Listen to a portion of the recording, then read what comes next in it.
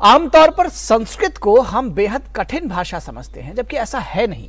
संस्कृत अत्यंत वैज्ञानिक और सीखने में सरल है और ये सभी भाषा शास्त्री मानते हैं।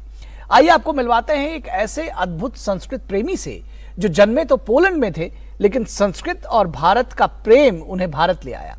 डॉक्टर फिलिप रुचिंस्की धारा प्रवाह संस्कृत बोलते हैं और हम भारतीयों को संस्कृत सीखने की प्रेरणा भी देते हैं। डॉक्टर फिलिप रुचिंस्की से बातचीत की हमारे संवाददाता नारायण दत्त ने।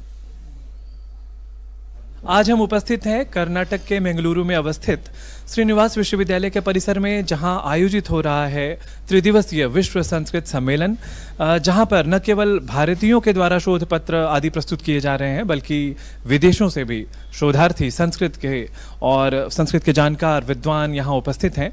उन्हीं में से एक पोलैंड देश के वासी डॉक्टर फिलिप रुचिंस्की, जिनका अपर नाम शिवानंद शास्त्री है, उन्हें हम आज जानना चाहेंगे उनसे कि यहाँ आकर उन्हें कैसा अनुभव हो रहा है। नमस्ते। सर्वम् आयोजनं दृष्ट्वा अहम् अतीव प्रभावितः, अतीव हृष्टः। अहं तु महान् विद्वान् नास्मि, किन्तु तत्र आगत्य महद्भिः विद्वद्भिः सह सङ्गः इव जायते। अतः अहम् अतीव भाग्यशाली तत्र आगतवान्। आपने संस्कृत के प्रति कैसे अपना प्रेम जगाया और कहाँ से आपने संस्कृत सीखी, ये हमारे दर्शकों को आप बताएं। मम पितरौ अस्माकं शिक्षा एव ददाति स्म। शिक्षा न केवलम् आचार्येभ्यः बहिर् आचार्येभ्यः प्राप्यते, अपि तु मातापितरौ प्रथमौ गुरु भवतः। हम यथा अन्ये विषयाः सन्ति शिक्षाक्रमे, तथा एव संस्कृतमपि आसीत्।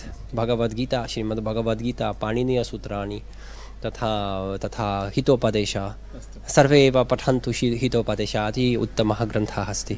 बहुत बढ़िया। हम आपसे अंतिम में ये जानना चाहेंगे कि कई भारतीय, कई विदेशी लोग संस्कृत के प्रति कुछ दुराग्रह भाव रखते हैं या फिर उतना प्रेम नहीं रखते।